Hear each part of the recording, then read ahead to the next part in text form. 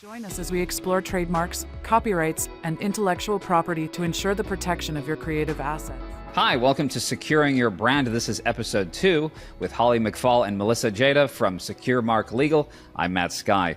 Join us as we delve into trademarks, copyrights, and intellectual property. Thank you both for joining us. Thank you for having us. So let's get right into it. What are the initial steps someone should take when filing a trademark? When you think of a business name, you really want to make sure that you have put some thought and process into this before you even get to the application process. You want to make sure that it's a unique business, that it is your own, that there's not someone already out there that's had this idea. Do some basic research. Dare I say, Google it, look it up, see if something else already exists, not only for what you're intending to use the name for, but anything in that regards. Then you want to run a comprehensive search. You want to consult an intellectual property attorney in regards to letting them run a comprehensive search. You can search the USPTO yourself through their system called TESS, but that system is limited to exactly what you're searching for and the parameters in which you put in for that search. So having a comprehensive search run or a more detailed search run through an attorney will give you more understanding of what that is available for that name before you even start that application process. You want to make sure you can actually own that name. When someone's doing that basic intro level Google search, how much can they find on Google? Do they need additional engines, or is that enough to kind of get an idea? Any search engine you want to use, you want to make sure that you understand what is available, what's already existing out there. So you want to take a look at it in full, in the larger scope of the World Wide Web. You want to know what is actually out there and available. You don't want to search it so much or so crazy that you're, changing your algorithms, but you do want to make sure you're looking and seeing what else is existing and maybe have 3 or 4 different ideas. I suppose that's where you come in and help people understand what they're looking for, right? Because just an individual doing a search, they may think there's a trademark violation or overlap, but maybe there isn't. Yeah, that's something in that regard. We can also run a few different names and look at a couple of different processes when you're just starting out. Now, if your business already exists, you maybe know that there isn't competition out there. You may want to go directly to trademark attorney, intellectual property attorney, and have them run that search to see, make sure that you can own that name. When you register for a trademark, that is the actual ownership of the name. And there very well may be things that you would miss. You may miss things, of course, when you do your own Google search. Not all companies are going to be on the World Wide Web. Most of them are these days, but we do come across things in our comprehensive searches that, maybe we didn't even see on our initial Google search. Trademark filings, with the USPTO, that test system can be tricky. It's not exactly user-friendly. It doesn't work the same way as Google works. You have to know how to do the search in that system to really have an accurate search result when you're searching the federal trademarks and tests. When it comes to trademarks, are there some common mistakes you see when a client comes to you, or just frequent misunderstandings they have? A name that is too descriptive is often. They want to come to us and they've got this great idea, but it's very descriptive of what the goods or service that they're selling. So trademarking Apple for a computer is not descriptive. You're not making that natural leap that you're selling computers. Now everyone understands that's related to technology, but they'll come to us for Apple for a hard cider. That's definitely too descriptive of what they're doing. That's kind of the common.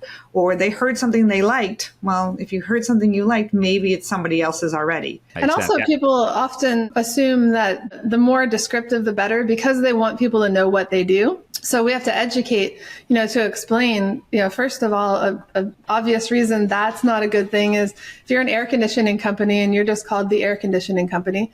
And there's also another company down the road called my air conditioning company that can create confusion. So you don't want people to, be trying to find you and they find them instead and they call them for an appointment instead of you. You want to be distinctive so that people come to you when they're looking for you. Right. So I guess like Apple Inc., apple cider is probably not the way to go. Yeah. Although I do see some companies in food where they do like peanut butter and co. I do sometimes see some companies where they do try the actual category a little bit. How does that work?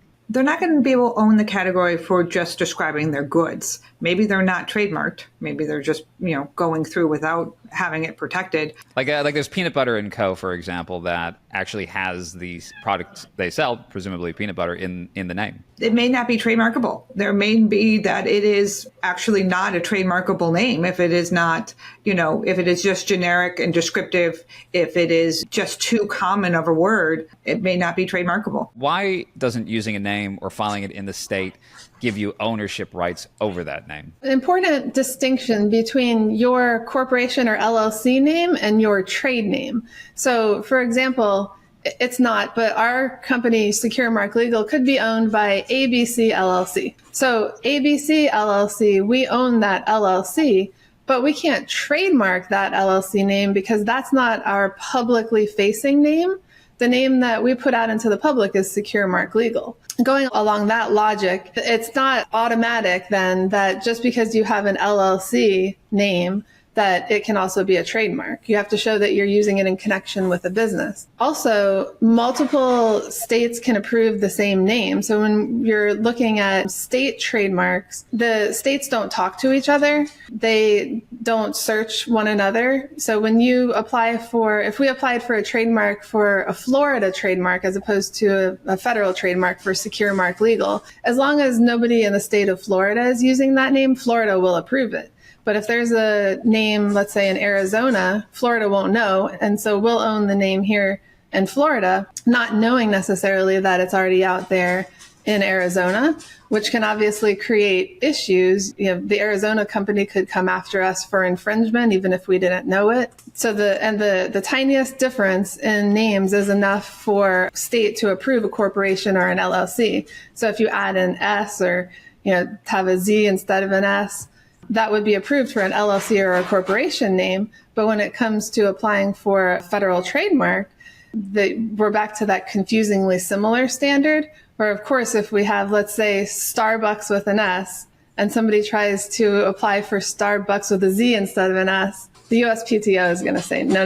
But an example like that for an LLC, let's say, that with the Division of Corporations in Florida, they would likely approve just because there's that one little difference, even if it's a comma or a dash. And what happens when, say, you're starting in one state, you're starting in Florida, and there's a competing brand in Georgia with a similar name, and now you're expanding into Georgia? Then how do you distinguish who gets to have the rights? So that's the difference between state registrations and federal registration. In order to completely own your brand and own your name, you have to register with the USPTO. You need to register federally so that you have the broad protection, not just limited to within your state.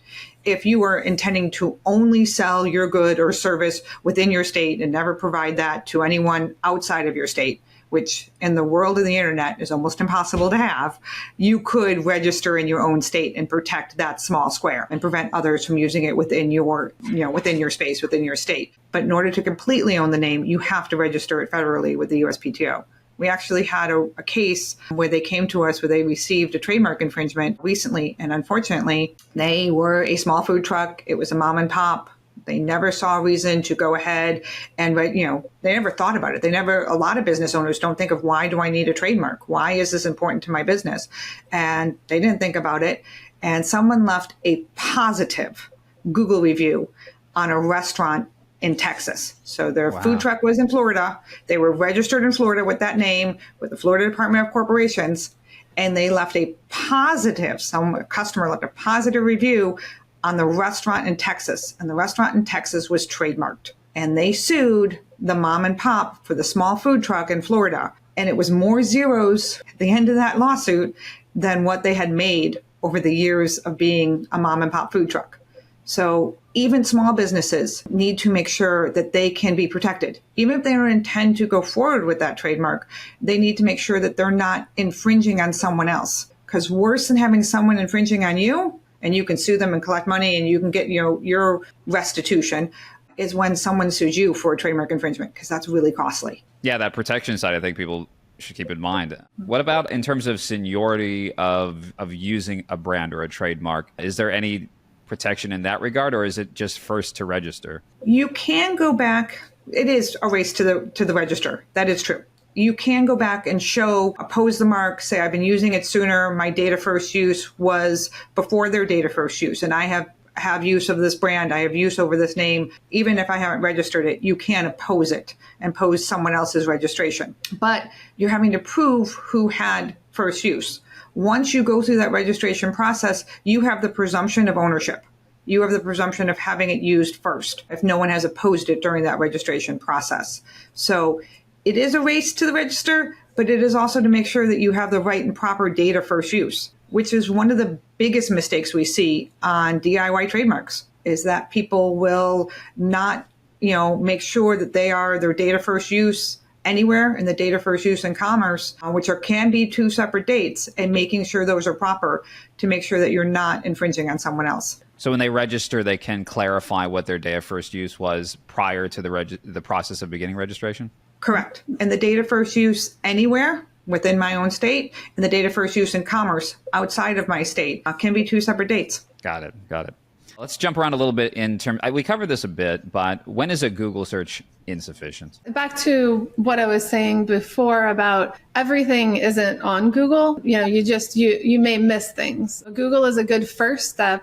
Instead of going straight to a lawyer to pay somebody if there's something out there that's very obvious that you can find yourself. It's a good first step, but our search engines that we use for our comprehensive searches find everything that you would find on Google, but also searching within the state trademark registries, social media, website, domain use, things like that. They wouldn't necessarily come up on the first few pages of a Google search when you're doing it yourself. Are there any other resources or databases we should keep in mind? One of the things that people can do themselves is look through the USPTO has TESS, which is their search engine site. Holly mentioned it earlier, but TESS is very parameter specific. Like she said, if you use a Z instead of an S, you use an EA instead of an EE, use apostrophe or stars or other symbols to, negate or represent vowels, your search on TESS may not cover that. When we do a search on TESS and we go through the USPTO, we're looking through our search engines and we're using every phonetic availability, whether it's a T or a CH or a Z or a C or an S, we're using every phonetic ability to look at every parameter of what is available. We're good. We're not perfect, but we go through all of that to try to see if we can find anything that would be confusingly similar to your mark. So if you can break down for us the different classes and categories of trademark registration, and how do you determine which is appropriate for a given product or service? Okay, so there are a total of 45 classes. 1 through 34 are goods, and 35 through 45 are for services. Each one is for something specific, but it's not always obvious which category your particular business falls into, which is why the selection of a class for an application is one of the areas that we see the most mistakes for people that try to do it on their own. So a good example is class 28, which is apparatus for playing games, sports equipment, amusement, or novelty items, toys and Christmas trees, but do not include Christmas lights. So, who would guess? Why doesn't it include lights? Who knows? Because they decided that lights go in a different category, category 11. Clothing for sports goes in class 25, whereas 28 was apparatus for playing games. So you have different things. You have a sports company and be in multiple different classes. And it's not super obvious. An experienced trademark attorney will know better the differences between the classes and which one to select. And it's not always just one, of course. It may be appropriate and necessary for you to apply in multiple classes. What happens if you file in the wrong class? You just have to start all over again, I guess? So that'll partially depend on what the examining attorney from the USPTO says when they issue that office action. They likely wouldn't allow you to just simply switch classes. That would require a separate application. They may tell you that you need to add on a class and pay an additional filing fee to now have two different classes. But at the end of the day, sometimes things that are wrong still get through the USPTO, they're all human. The examiners are human, just like we are. And if it gets through the process in the wrong class, that could certainly be a detriment to you in the end, because you might not have the protections that you think you have. If you're registered in a completely wrong class, someone else could come along with a similar business to yours and try to register in your proper class because you don't have a registration in that class. And then you'll be back to that scenario that Melissa was discussing a bit ago, where you would have to oppose their application to claim your common law rights, your previous use that you didn't have registered. And it could become a little bit of a legal battle. So if I'm correct, you're basically having multiple problems. You're not only lacking protection in your proper category, but you also really not even protected in the incorrect category. So you're Right. basically just floating out there until you get this resolved. Correct, right. And then in your incorrect category, when it comes time for renewal, and you're required to submit specimens or proof showing continued use, you may not be able to show use in your registered category because you never should have been in that category to begin with. And you can end up losing your registration completely. And Melissa, are there any other potential consequences of picking the wrong category? Picking the wrong category, picking the wrong description of your goods, not describing all of the goods, or describing things that you actually don't sell. Again, when you get to renewal time, if you're not actually providing that, it may be caught by the next examiner at your renewal that, oh, wait, you're registered in apparel and you registered for ski equipment and you registered, but you put it all in the apparel class because you're selling ski jackets, but you're also doing ski equipment, you may not be protected. We also can see too specific of a description as well, narrowing down your class too specifically. Let's say instead of just saying clothing, which very well may be a legitimate description, just simply clothing. If you said clothing related to baseball, and then later on you wanted to expand to softball or football or something like that, you might have an issue. So we determine the optimal spot along that range of specificity for your application to provide the broadest protection while not stepping on anyone else's toes and infringing on another brand. Right. It seems like a very important line to follow, right? Because if you go too far, too broad, you violated someone else's. And then if you're too specific, you're limited when you want to expand. Yeah. Right. Correct. Yeah. Other than this, what are the other common pitfalls people encounter when filing a trademark? Is there, I know we covered it a little bit, but maybe just to delve into that a bit more. Like we said, the classes are a common mistake, making sure you're listed in the proper class. The description is really important.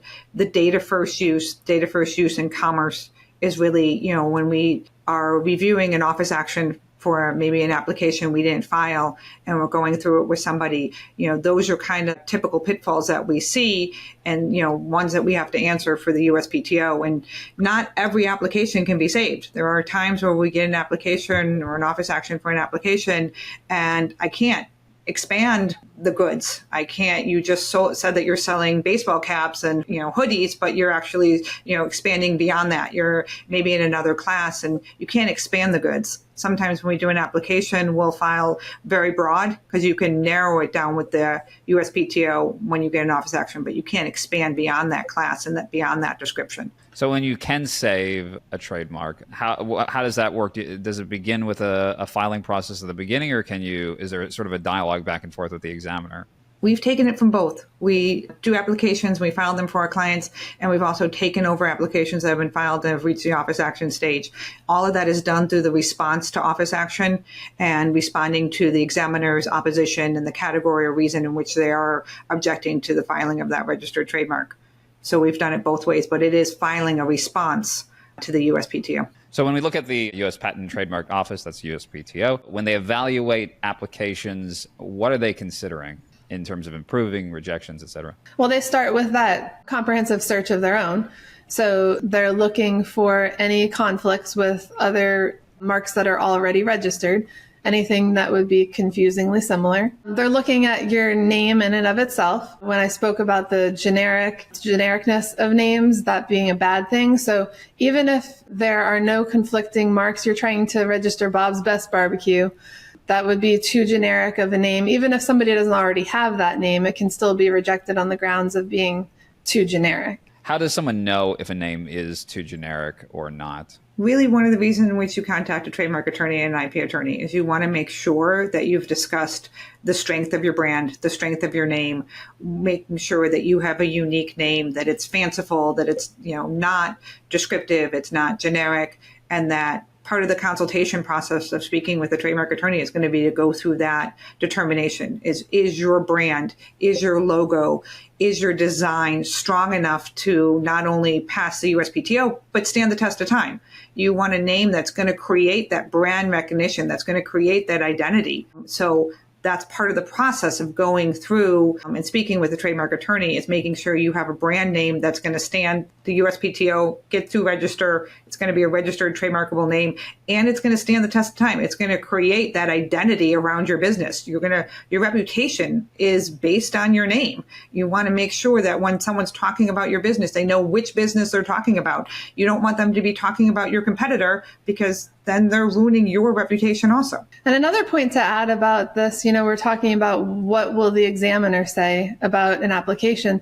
The importance of consulting an attorney before you file that application. And remember that you're waiting 9 to 12 months before you hear anything back from the USPTO. So you could be waiting all of that time just to get a rejection in the end. That's a long time, and that could be a lot of money and time and effort that you're putting into this business name, because you're probably not just sitting on it. Most people are starting this business and actively operating it for those 9 to 12 months, which is perfectly fine. You don't have to wait for the registration, but that's the risk that you run by not waiting. But also that's the risk you run by not consulting an attorney to make sure it's done right from day one. So let's say I'm Bob. I've got Bob's Best Barbecue. I'm all excited. I've just submitted it, and it's gotten rejected. What are my options for appeal or reconsideration? Well, that's going to depend. I mean, if it really is that generic, there may be nothing that you can do. You may have to start from square one and come up with a new name. It's something that's more of a technicality, not as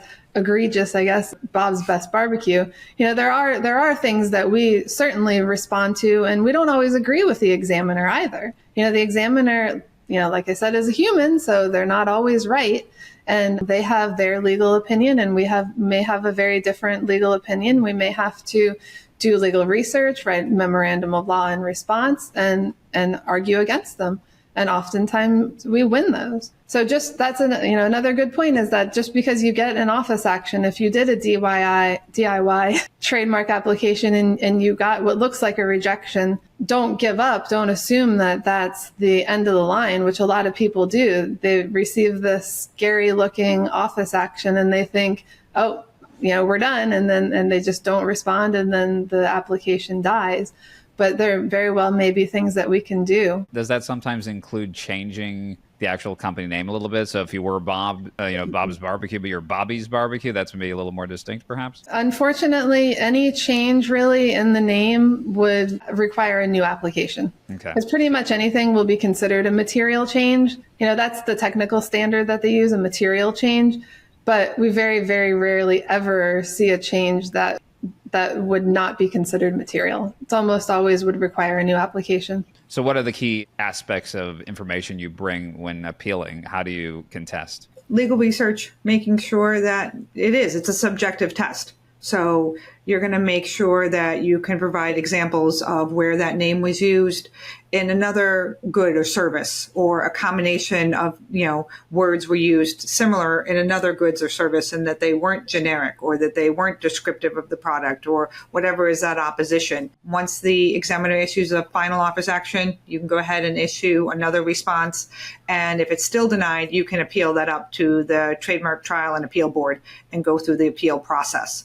It is a long process to go through, though, once you've gone to that stage. Is there a lot of consistency between examiners, or is there a bit of a luck of the draw in that? It's subjective. It is the opinion of the examiner. Prior opinions of the examiner may help you understand where the examiner is coming from. But again, it's just looking at it from the examiner's point of view and arguing the legal aspect of it. So, no, it's really kind of who you get. And you can't always rely on opinions of other examiners, even if you say, well, such and such, they were allowed to do this over here. The examiners aren't legally obligated to follow what other examiners do in other applications.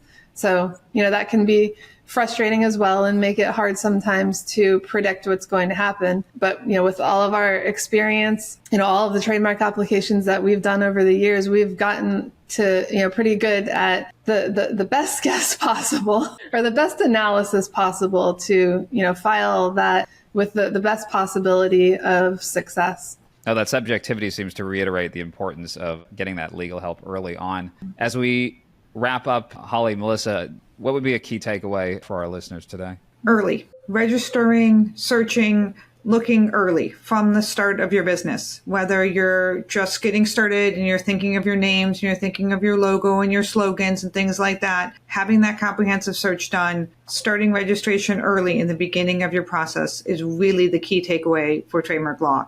It's never too early to begin, but it may be too late. So you want to make sure that you've spoken to and you understand what is available and if your name is trademarkable. Yeah, I have to agree with that. I mean, the timing really is of the utmost importance, really, with every aspect of this, from having priority to, not wasting your time and money on a bad name.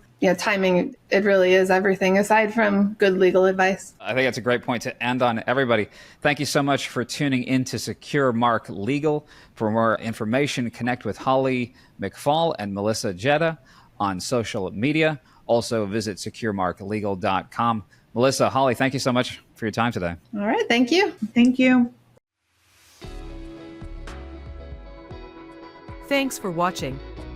Be sure to hit that like and subscribe button and leave us a review in the comments.